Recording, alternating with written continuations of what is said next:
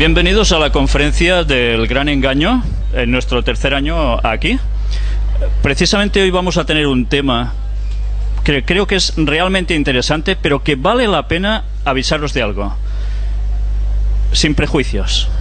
Si hay prejuicios para ver algo de lo que voy a presentar hoy aquí, os vais a quedar sin entendimiento de lo que podréis saber. ¿Por qué os digo esto? Pronto lo vais a ver. Vamos a presentar descubrimientos arqueológicos que no interesa mucho que salgan a la luz.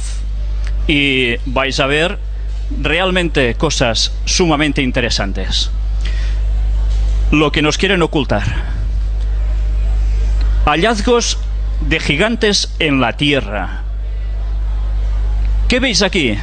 Esto es un texto bíblico escrito hace muchísimos años, en el cual hablaba de que había gigantes en la Tierra.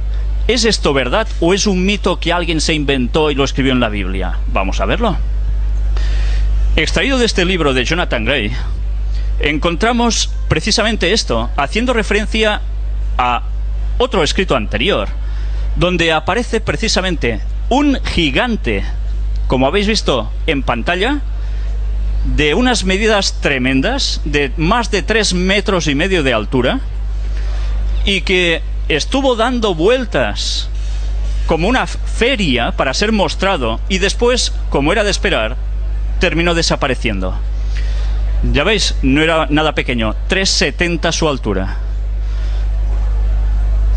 Pero esto no es todo. Vayamos al Museo de Fósiles Monte Blanco, en Texas, y mirad qué aparece también aquí.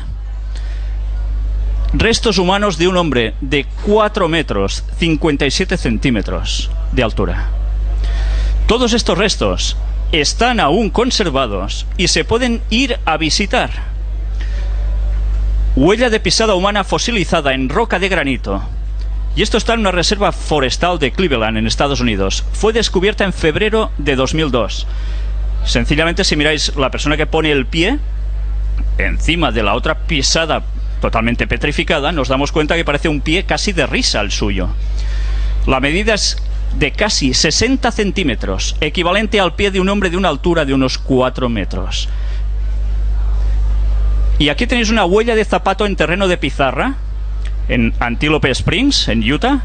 La ciencia oficial dice que tendría más de 500 millones de años, pero hay un problema, porque hace, según la teoría de la evolución, 500 millones de años, no había humanos en la Tierra. ¿Cómo puede ser esto? Pisadas humanas y de dinosaurio petrificadas halladas en Laetoli, Tanzania. Si nos decían que los dinosaurios y los seres humanos no habían convivido, ¿cómo puede ser que se encuentren pisadas totalmente petrificadas de los dos juntos? Y no es la única. Huellas humanas y de dinosaurios halladas en el lecho petrificado del río Paxuli a su paso por Glen Ross, en Texas.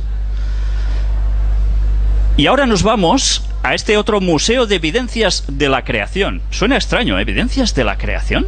Pero si siempre están enseñando evolución como algo totalmente cierto. Mirad qué hay en este museo, aún más sorprendente y más claro. Pisada de hombre y de dinosaurio encontrada en Texas.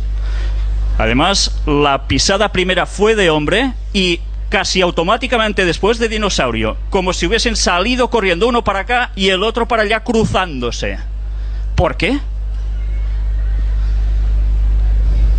Pues hay textos que indicaban el porqué de todo esto. Pero seguiremos viendo ahora hallazgos de artefactos sorprendentes. Y curiosamente, mirad un texto que decía de que en el principio del mundo existían personas que estaban trabajando con el bronce y el hierro. Mirad una vez más qué hay en este museo. ¿Veis algo extraño? Un martillo incrustado en roca. ¿Cómo es posible esto? Pues aquí hay toda una descripción del metal, dónde fue hallado, etcétera, etcétera, para que lo veáis mejor. Esto no son bromas, esto existe y lo podéis visitar. Si vamos a este otro museo, el Klerksdorp, ¿Qué encontramos aquí? Esfera metálica con ranuras. No sé si os dais cuenta, en mitad de la esfera. Fue hallada en un estrato en Ottosdal, Sudáfrica. Según la ciencia oficial, la esfera tendría unos 2.800 millones de años. Pero no habían humanos en la Tierra en ese entonces. ¿Quién la hizo? ¿O es que el cómputo de años en verdad no cuadra con lo que nos están explicando? Aquí tenéis más detalles, porque además están vacías por dentro. Y ahora vamos a centrar el tema básicamente en este señor, el arqueólogo aficionado Ron Wyatt. Un señor que murió en el año 1999. Nosotros tuvimos la oportunidad de entrevistar a su familia. Fue un momento impresionante. Y vais a ver qué es lo que Ron Wyatt tenía en sus manos. Primero de todo, él también halló huesos de seres humanos gigantes. Mirad precisamente este hueso, de qué parte está extraída del pulgar derecho. Más detalles. Pequeños no eran, ¿eh? El Arca de Noé. ¿Sabéis que se ha hecho una película recientemente sobre el Arca de Noé? Diciendo auténticas barbaridades fuera de lugar. Es Hollywood, ya se sabe. Pues este señor encontró el Arca de Noé en el monte Ararat. ¿Es broma? La Biblia hacía referencia que en el monte Ararat, en Turquía, es donde el arca, después del gran diluvio universal, se aposentó. ¿Es un mito sencillamente? Pues ahora veréis si esto es un mito. Primero de todo, algo que le puso a él sobre la pista es esta fotografía. En 1959, al examinar rutinariamente fotos aéreas de su país, el capitán del ejército turco, Lilan Durupinar, se encontró con la formación que veis aquí en la foto, a 1900 metros de altitud. 17 años más tarde, en 1977, Ron Wyatt visitó el lugar. Obteniendo un permiso oficial, Ron y otros llevaron a cabo una investigación más a fondo durante un periodo de varios años. Utilizando detectores de metales, escáneres de radar del subsuelo, pruebas de laboratorio, análisis químicos, etc., sus resultados fueron bastante sorprendentes. La evidencia era innegable. En diciembre de 1986, después de un trabajo de investigación por parte de sus propios científicos, miembros de la Secretaría de Relaciones Exteriores, el Ministerio del Interior y los investigadores de la Universidad de Ataturk se reunieron y finalmente llegaron a la conclusión de que estos eran de hecho los restos de la mítica arca. En reconocimiento por su trabajo, Ron fue invitado como el invitado de honor en la inauguración del nuevo Parque Nacional el 20 de junio de 1987. Este lugar aún está edificado en Turquía. En mayo de 1989 se inauguró el centro de visitantes. Y podéis pensar, ¿puede ser? ¿Os dais cuenta de la fotografía que nos ha servido de portada? La misma que veis aquí. ¿La veis mejor ahora? Cuando los científicos, entre comillas, llegaron a este lugar, dijeron, después de tomar unas medidas, eso sí, es una curiosa formación rocosa que coincide con las medidas que se daba del Arca de Noé en la Biblia, tanto en largo como en ancho. Pero es una formación rocosa, nada más. Esas fueron todas las pruebas científicas que ellos hicieron sobre el lugar. Ron Wyatt, gracias a Dios, hizo algo más. Mirad otra fotografía vista desde otra perspectiva del Arca de Noé. Totalmente petrificada, ¿eh? Pero además os he de decir que la madera era bastante distinta de la que tenemos ahora. Aquí otra perspectiva, el hundimiento achatándose de las paredes del Arca de Noé, lo que ha provocado lo que veis en la fotografía superior. De distintos pisos se hundieron. Y mirad también aquí, materiales de composición del Arca de Noé. Podéis encontrar de qué estaba hecha. Aleaciones también. Aleaciones, estoy hablando de aleaciones, cuando teóricamente el ser humano en esas épocas dicen que iba con un taparrabos, más o menos. Y mirad las costillas fosilizadas del Arca de Noé. ¿Creéis que esto es una formación rocosa casual? Más sobre lo mismo. Y aquí tenéis algo muy interesante. Las líneas de hierro. Todas estas cintas de colores fueron establecidas a lo largo de las lecturas del detector de metales que Ron Wyatt llevó allí y muestran un patrón regular de hierro. Una confirmación más de que el sitio contiene los restos de una enorme estructura hecha por el hombre, no por la naturaleza casual. Y esto, fragmento de madera petrificada del Arca de Noé. Y además de un color rojizo, justo como se describía que era el Arca de Noé. Y esto tiene una simbología además, que ahora no os voy a contar. Aquí tenéis remaches de aleación del Arca de Noé. ¿Es posible esto? Pues es totalmente posible. Sencillamente, aquí tenéis análisis del laboratorio en el cual se van mostrando cómo todo esto es cierto. Los remaches fueron hechos de aluminio y titanio. Sabéis que el titanio es sumamente duro, pero el aluminio no se encuentra por naturaleza en la Tierra. Entonces, ¿esto qué es? Aquí tenéis a Ron Wyatt con una de las anclas de piedra del Arca de Noé. Supongo que os sorprenderán esas cruces grabadas en la roca. Se debe a que los templarios también estuvieron en ese lugar. Y dicen que cada cruz hacía la simbología de Noé y su esposa y sus 3 hijos, Sem, Cam y Jafet, con sus respectivas esposas. Pero atención a esto, por si alguien no se cree que eso es el arca. Aquí tenéis la foto de escáner en 3D del interior del Arca de Noé, cedida por Ross Patterson de Nueva Zelanda, nos la cedió. Desde aquí le doy las gracias. Hecha además por Anders Olaf Borjabak de Noruega. También están en lo mismo que nosotros. Mirad, sobre todo, cómo hay compartimentos en ángulo recto. Esto es una formación rocosa casual por dentro. Pues ahora vamos a ver precisamente una presentación de pruebas en directo. Los análisis del laboratorio de uno de los remaches y muestras de la madera petrificada laminada pertenecientes al Arca de Noé. Aquí tenéis esto, el análisis del laboratorio, donde se habla de la composición. Aluminio, titanio, hierro. ¿Esto es casualidad? Certificado. Pero no es todo, no es todo. Mirad, en el Museo Arqueológico Wyatt, que está en Tennessee, en Estados Unidos, vais a ver a alguien aquí que os va a sonar. Si os giráis lo tenéis detrás. Ángel, colaborador nuestro, estuvo en ese lugar con la madera petrificada. Yo le pediría a Ángel, por favor, que viniese a decirnos un poco, porque él es biólogo, no es nadie que no sepa de esto, se encarga específicamente, su trabajo es sobre madera. Por favor, Ángel, explica algo. Bueno, buenas. Yo me dedico especialmente al análisis de estructuras de madera antigua. Evidentemente no soy paleontólogo ni paleogeólogo, pero al tocar el material, al tocar la textura, la forma, los dibujos de la superficie de la corteza, el corte, es muy interesante porque es un tronco.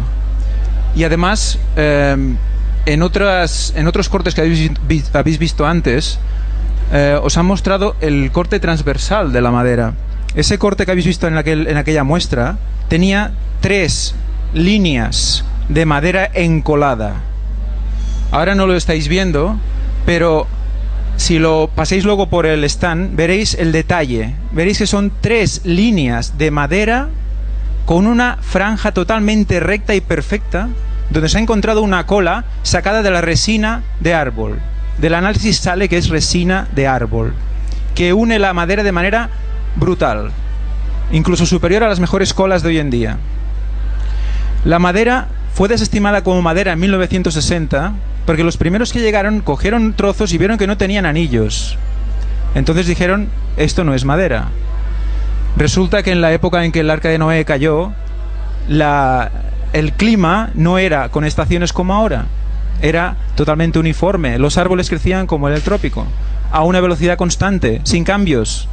Entonces la madera crecía de manera uniforme.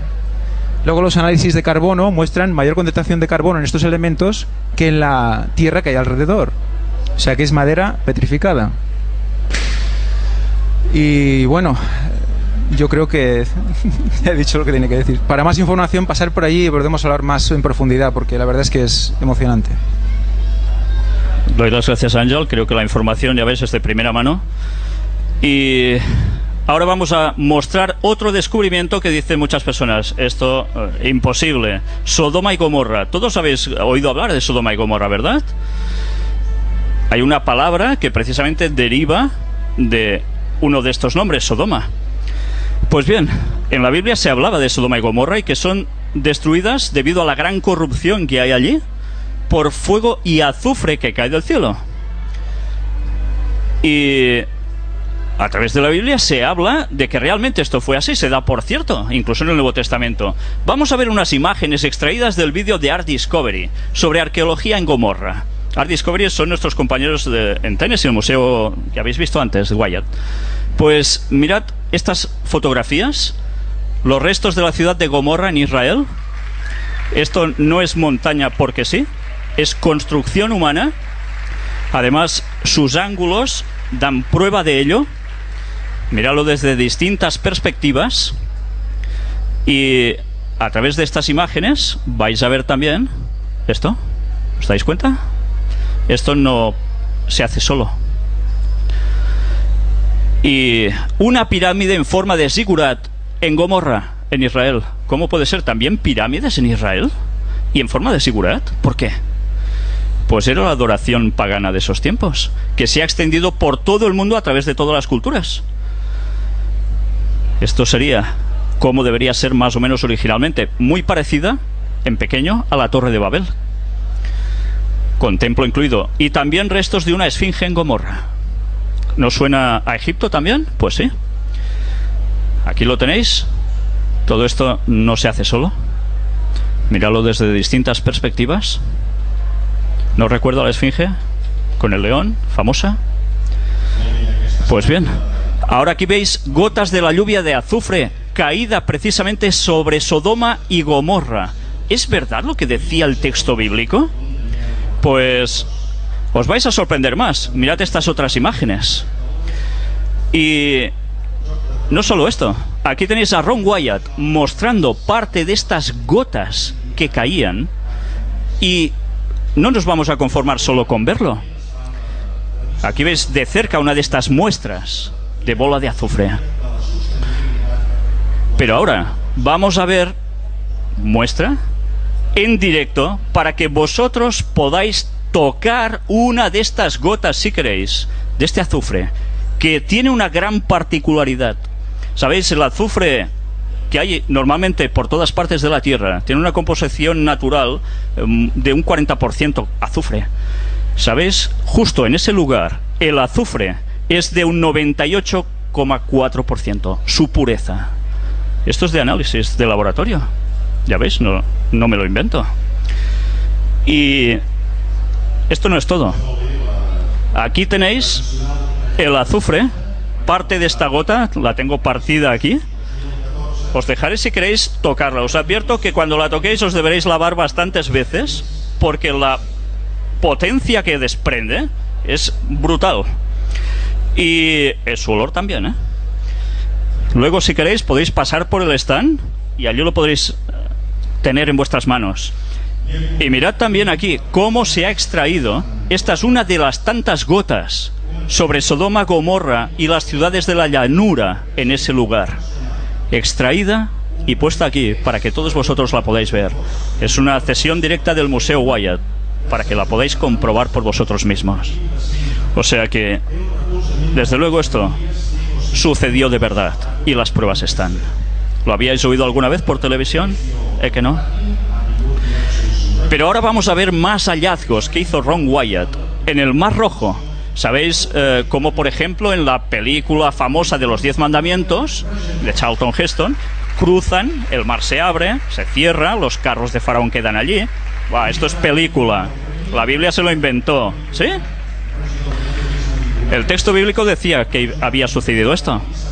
No os lo voy a leer para ir deprisa, tenemos poco tiempo, pero aquí lo encontraréis todo.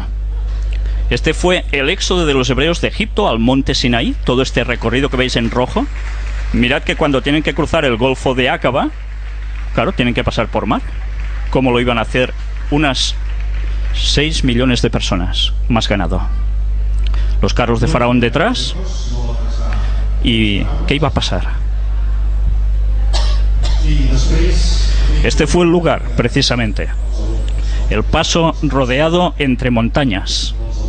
Justo llegaron aquí. Y aquí se encontraron encerrados. Este es el lugar del cruce del Mar Rojo. Una playa tremenda, inmensa. Cabían todas esas personas. Y esto, un modelo en 3D, en el cual encontramos el lugar donde pudieron cruzar por un puente natural que hay. Abismo a cada lado. Justo ese lugar fue por donde ellos cruzaron. Más pruebas de lo mismo. Ya veis de dónde está extraído. Más detalles. Y estos son las ruedas de los carros de Faraón. Aún están allí. Aún están allí. Aquí tenéis la comparación de los radios de las ruedas, que coinciden con los que se encontraron en la tumba de Tutankamón. Tenéis también cómo está cubierto por coral. Aquí tenéis las ruedas. ¿Habíais visto esto alguna vez? No saldrá por televisión seguramente, ¿eh? Muy difícil. Ron Wyatt lo encontró. Él estuvo entrevistado en algún lugar, en algunas televisiones. Mirad cómo coincide también con las formas de los carros de Faraón de Tutmosis IV. ¿Y qué más encontró allí debajo? Huesos humanos en el lugar del cruce del Mar Rojo, justo allí. Y por si fuera poco, pezuñas de caballo, los que llevaban los carros. Fueron hallados allí y se encogieron debido al estar en el mar por el 70% aproximadamente de su tamaño original. Pero allí tenéis las pruebas. Y esto es un pilar que Ron Wyatt encontró también, que parece ser que el rey Salomón erigió para denotar precisamente el cruce por ese mar. Y la gente decía que eso era un mito. Aquí lo tenéis. Y la peña de Oreb, un lugar que los textos dicen que salió agua donde no había, en tal cantidad que dio a beber a todos ellos. Pues aquí la tenéis, la peña partida. En distintas fotografías que hemos mostrado en todas las conferencias que hemos dado hasta ahora, se ve cómo el agua erosionó totalmente esta parte. ¿De dónde salió tanta agua? Pues el texto bíblico lo decía. Y el monte Sinaí, sabéis que en la película se le da los 10 mandamientos a Moisés y que la Iglesia Católica dice que está en otro lugar. Pues no, no está en el otro lugar, está, como dice el texto, en un lugar que ahora diríamos que es Arabia Saudita. Y mirad qué sucedió precisamente en esa cumbre donde la Biblia dice que se le dan los 10 mandamientos a Moisés. Está carbonizada. El texto dice que Dios descendió allí con un fuego abrasador. Esto no está quemado con cerillas, ¿eh? Es roca, basalto, entre otras cosas. En el museo, ¿qué vemos? Aquí tenéis Ángel y nos va a explicar qué tuvo entre sus manos. Bueno, evidentemente esto no es madera, o sea que no puedo explicaros mucho. Pero sí que el director del museo me comentó que esta era una de las rocas que había en la cima del monte Sinaí. Sí que es verdad que parte de las rocas era algo de basalto, pero sí que había otras rocas que estaban de negro en su exterior, pero al romperlas eran blancas por dentro, o eran de otro color, más grisáceo. O sea que estaban carbonizadas en su exterior, pero no en su interior.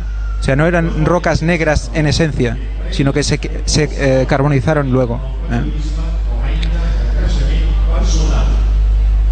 Pues gracias. Él también las tuvo en sus manos. Y además allí cuenta la Biblia de que se erigió un altar donde adoraban a un becerro de oro. Pues mirad, el lugar aún está, y está vallado para que nadie entre allí, porque Arabia Saudita no permite la entrada a nadie en ese lugar. ¿Por qué creéis que es? Ya sabéis, ellos son musulmanes. Si aceptan esto, tienen que aceptar muchas otras cosas que no les interesa. Mirad incluso un petroglifo del becerro de oro dibujados alrededor del altar, donde hacían sus adoraciones y sus sacrificios. Y se han hallado también inscripciones en hebreo antiguo en el desierto de Sinaí. Aquí tenéis más. ¿Veis la imagen de la derecha arriba? El candelabro de 7 brazos, esculpido en roca, un petroglifo. Y otra inscripción en petroglifos. La halló el Dr. Kim, un señor coreano que también trabaja más o menos dando pruebas de lo mismo que nosotros. Él estuvo en ese lugar y lo halló. Pero ¿sabéis? Ron Wyatt encontró también el Arca de la Alianza. ¿Sabéis? La famosa Arca de Indiana Jones en busca de la Arca perdida. Pues bien, curiosamente fue en el mismo año. Y curiosamente fue en otro lugar totalmente distinto, de donde Hollywood nos lo pintó. Aquí tenéis la explicación de qué estaba hecha el arca, para qué servía, quién podía tocar exclusivamente el arca. Eran levitas, una parte que se encargaba del sacerdocio entre las tribus de Israel. Y después de ver todos estos bíblicos que nos hablan precisamente de donde el arca se puso al final, fue instalada en el templo de Salomón, en Jerusalén. Después llega un momento en que los ejércitos de Babilonia sitian Jerusalén, destruyen también el templo, pero el arca no se la llevan, porque no la encuentran. El Arca de la Alianza ya no estaba allí. Precisamente los textos bíblicos nos hacen referencia a que alguien se la llevó y la escondió. Esta es la ilustración del Arca de la Alianza según la describió Ron Wyatt. ¿Y sabéis dónde está? Aquí lo tenéis. Él excavando en el lugar. Está a los pies de la ladera del monte Gólgota o del Calvario, en Jerusalén, fuera de murallas. Vais a ver distintas imágenes de los túneles que él excavaba con permiso del gobierno de Israel, que después no quisieron ni decir que conocían a Ron Wyatt. Él tuvo que presentar pruebas al respecto. Los agujeros que él iba cavando para pasar, ya veis de qué modos. Y él se regía por los textos bíblicos para hallar dónde estaba el Arca de la Alianza, entre otras cosas que encontraréis en las conferencias. Y esto es una granada de marfil perteneciente al primer templo de Jerusalén, hallada por Ron en la cueva de Sedequías, que es una de las cuevas que lleva precisamente al lugar donde está el Arca de la Alianza.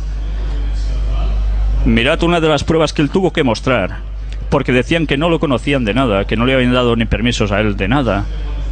Dan Bajat es el exdirector de Antigüedades de Jerusalén. Aquí tenéis a Ron Wyatt en el momento en que le estaba dando cosas, artefactos que él encontró precisamente en ese lugar. ¿Y qué más encontró Ron Wyatt allí? Bien, he de deciros algo antes de entrar en este detalle. Ron Wyatt no sacó el arca a la luz, no pudo extraerla. Alguien le dijo que no podía ser. Pero el arca saldrá dentro relativamente de poco tiempo a la luz. Todos estos datos los encontraréis cuando entréis en nuestro blog oficial del Gran Engaño, porque allí está explicado todo con muchos detalles. Y entenderéis por qué el gobierno de Israel está escondiendo este hecho, entre otros. Aquí tenéis el monte Gólgota, o llamado también de la calavera. Mirad estas cavidades. ¿Entendéis por qué se llama de la calavera? Para la tradición católica, el monte de la calavera, donde fue crucificado Jesús, está en otro lugar. No era el lugar correcto, para variar, como tantas cosas. Este es el auténtico lugar del monte Calavera. ¿Y qué hay allí precisamente? Aquí lo tenéis a él, junto a uno de sus hijos, cavando en ese lugar de la crucifixión de Cristo. ¿Y sabéis qué encontró allí? Esto que veis es la piedra que cubría el agujero cuadrado, que es excavado en la roca, de 60 centímetros de profundidad. Había 3 agujeros. ¿Recordáis que el texto bíblico dice que la crucifixión Jesús estuvo en medio y 2 ladrones a su lado? Pues los agujeros fueron hallados. Y esta roca es la que cubría como tapa ese lugar. ¿Sabéis? Cuando al crucificado se lo iba a poner en pie, a erigir la cruz, era arrastrada hasta que caía de repente en estos 60 centímetros. Imaginaos eso estando perforado. ¡Qué impacto!, ¿eh?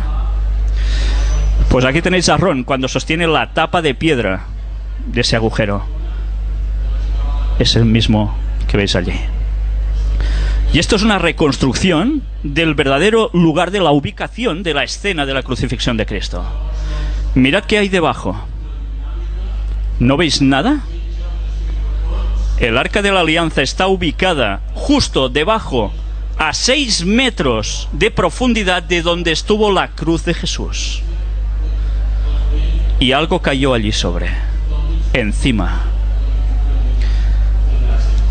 La sangre de Jesús. ¿Sabéis que la Biblia narra de que hay un terremoto justo en el momento de la crucifixión? Se abren las rocas y su sangre... ¿Recordáis que el relato dice que un soldado romano lo atraviesa con su lanza el costado? Y de su costado brota agua y sangre, pero brota en fuerza, con toda su fuerza. Pues eso se asentó en ese agujero. Y cuando hubo el terremoto, bajó el agua con la sangre. Y precisamente es lo que cayó justo encima del propiciatorio, que es la tapa donde el texto bíblico dice que se aparecía la presencia de Dios. Pues mirad algo interesante. Aquí tenéis a Marinelle. Marinelle es la viuda de Ron Wyatt. Ahora creo que se ha vuelto a casar hace unos años. Y ella dijo que los restos de sangre están bien custodiados porque Ron Wyatt extrajo parte de esa sangre. Y fueron analizados, en un laboratorio. Aún hoy en día están bien custodiados. Y además, ella misma dice que en un próximo tiempo se van a mostrar a la luz pública, con el análisis y todo. Todos los hallazgos de Ron Wyatt se han podido comprobar como ciertos, menos la ciencia oficial, que no quiere hablar de ellos o lanza toda la tierra que puede sobre él. Pues ahora vamos a ver un vídeo de 4 minutos solo, con las declaraciones de Ron Wyatt. Está en inglés pero subtitulado al español, para que os deis cuenta el testimonio que él da sobre el análisis que se hizo de los restos de la sangre de Jesús. Creo que os vais a quedar realmente sorprendidos. Vamos a entrar en este vídeo.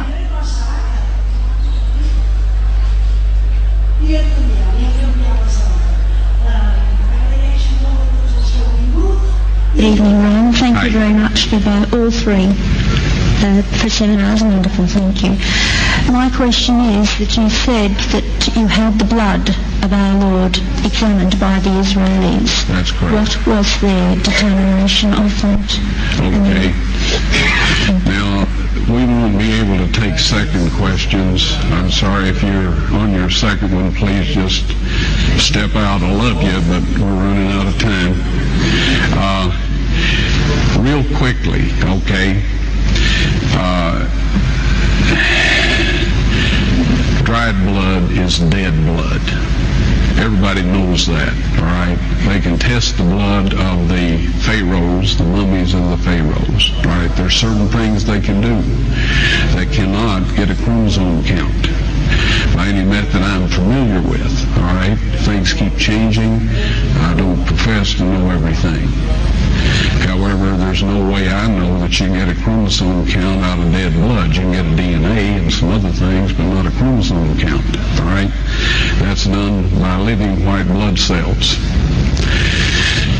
Now then, first of all, in this analysis, I took the blood into a laboratory in Israel. I asked one of the people I work with in antiquities, where is a good laboratory that does reliable work? And they said, such and such, such and such. I took it. I just said, please examine this blood and tell me what you can tell me about it. All right? They said, well, look, we're going to reconstitute it. We're going to put it in normal saline and keep it at body temperature for 72 hours with gentle swirling. All right, that's their business. That's great. I said, now I want to be there when you check it out. They said, fine. So I was back. They checked it out. I said, now, they said it's human blood. We can tell that. They did whatever tests they need to do. And then I said, take some of the white blood cells and put them in a growth medium.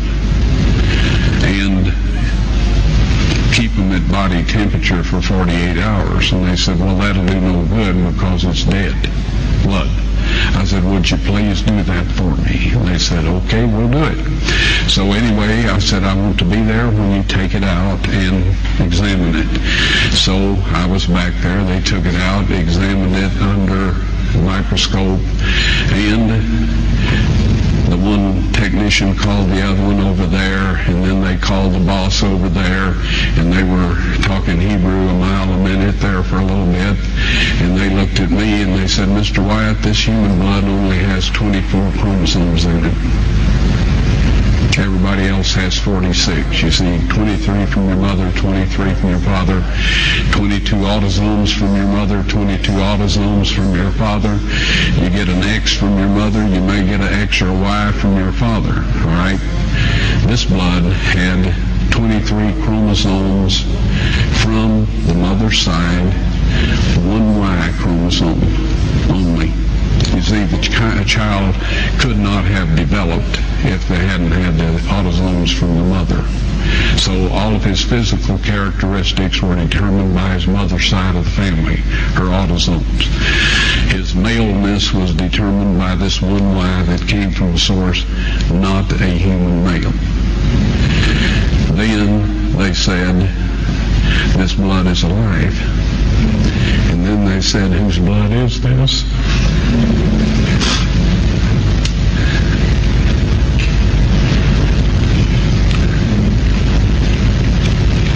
I said, it's the blood of your Messiah.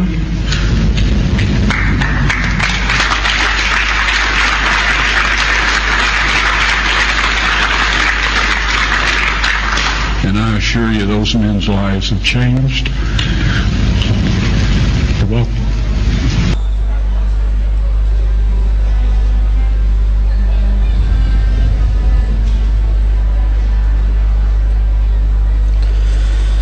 Bien, este testimonio suyo personal viene dado por algo muy especial. Ron sabía de qué estaba hablando. Ron Wyatt, su profesión era anestesista. Conocía muy bien el tema de cromosomas, de cómo la sangre cuando se seca ya no hay nada a hacer. Pero a Ron alguien le dijo lo que debía hacer para que esa sangre pudiese ser analizada. Si queréis saber quién fue el que le dijo eso y qué más conclusiones se llegaron a sacar de todo esto, os recomiendo que entréis en la página oficial del Gran Engaño. Vais a ver con detalle todo lo que he dicho aquí, pero con mucho más detenimiento. Pero Ron aún halló algo más: la tumba de Jesucristo. No creáis que la tumba de Jesucristo está donde la Iglesia Católica está diciendo, y donde el Papa fue precisamente esta semana anterior, en Tierra Santa. Y esta es la auténtica tumba, la tumba del jardín, conocida así. Muy cerca del monte Gólgota, a pocos metros de allí. Sabéis que para ellos el sábado es día de reposo y no podían hacer nada de labor. Por tanto, el entierro tenía que ser muy rápido. Y así fue, porque les llegaba la puesta de sol del viernes, entraba el sábado. Y esta fue una tumba que no era para él, era para José de Arimatea, un hombre rico. Aquí la tenéis con más detalle. Esta ranura que veis en el suelo es por donde pasaba rodando esa gran piedra, como las que a veces vemos de molino, enorme, para tapar una entrada, y es la que se selló por los laterales con unos hierros que aún también se han analizado. Y ahora aquí tenéis el interior de la tumba. Aquí fue depositado el cuerpo de Cristo, que además se han podido comprobar cómo el albañil del momento tuvo que picar rápidamente, hacer la tumba más larga porque Jesús era más alto que José de Arimatea, que le cedió su tumba. Pues bien, además os recomiendo que entréis en esta página discoverynews.net, donde nosotros en el stand tenemos precisamente la publicación que antes de fallecer Ron Wyatt hizo para que todo el mundo pudiera tener resumidos sus hallazgos, con muchas pruebas. Sabéis, hay una entrevista póstuma de Ron Wyatt justo antes de morir de cáncer. Nosotros la pudimos emitir. Gracias a Dios, es impresionante su testimonio, cuando antes de morir sigue afirmando que todo lo que él dijo y mostró es cierto, por más cosas que decían sobre él. Aquí tenéis resumido este escrito con parte de lo que habéis visto hoy aquí. Es científicamente reconocido por una ciencia del tema de la muerte, de los momentos antes de morir, que justo en los minutos, horas, cuando ves la muerte cerca, hay una tendencia a la verdad. No se miente. No hay manera de que la persona que está muriendo mienta. Y eso está reconocido por una ciencia que ahora no recuerdo cómo se llama, creo que es algo de la agonía, que estudia esos momentos previos a la muerte. O sea que es muy interesante que él estando, porque cuando ves la entrevista está realmente mal, sufriendo por ese cáncer, y le cuesta coger hasta aire para decir lo que tiene que decir, y hasta el último momento confirma todo, porque le vuelven a preguntar lo mismo, vuelve a contestar lo mismo. O sea que él estuvo allí, vio, tocó lo que explica. Pues eso sí, la verdad es que cuando oís esa entrevista os pone los pelos de punta, porque todo esto que habéis visto es verdad. Y esto debe hacernos plantear muchas cosas. Si lo que ponen esos textos bíblicos es verdad, ¿por qué se intenta desmitificar a la Biblia? Se dice que todo es mitología, que solo son enseñanzas, y que eso no sucedió. Que alguien aporte pruebas de verdad, si todo lo que hemos mostrado hoy no es cierto. Doy las gracias a la familia Wyatt, a sus colaboradores, muy directamente. También al autor de este libro, que os recomiendo, El Arca del Pacto, de Jorge Fleffel Beiza, donde da detalles impresionantes. Él estuvo también con la viuda de Ron Wyatt, entrevistándola, dando datos muy interesantes. Y también el agradecimiento a Richard Reeves, del Museo Arqueológico Wyatt. Y todo esto nos va a servir para algo. Hemos visto cómo terminó Sodoma y Gomorra, ¿verdad? Pues esto va a ser el enlace con el tema de mañana. Y os voy a leer solo un texto bíblico. Ya veis que no os he querido leer ni un texto bíblico. Además contábamos con poco tiempo. Os he dicho, esta conferencia es para verla sin prejuicios, porque si hay prejuicios al respecto, no nos vamos a enterar de nada. Mateo 24, del 37 al 39. Son palabras de Jesús. Y dice: mas como en los días de Noé, así será la venida del Hijo del Hombre. ¿Qué es esto? Jesús estaba hablando de su retorno, su segunda venida.